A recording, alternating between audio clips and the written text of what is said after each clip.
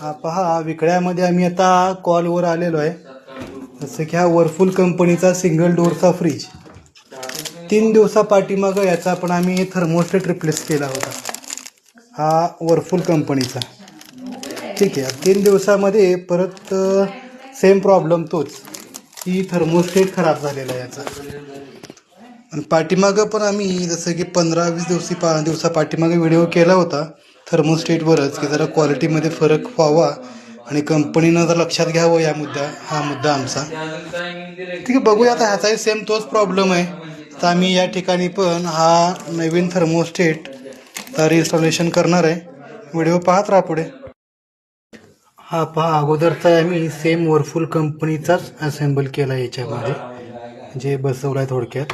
आणि आत्ताही हा वर्लपूल कंपनीचाच आणलेला आहे. हा थर्मोस्टेट अगोदरचा काढलेला आहे. नवीन इन्स्टॉलेशन झालं आहे. आता बघूया किती दिवस चालतंय कसं. Wait and watch. धन्यवाद.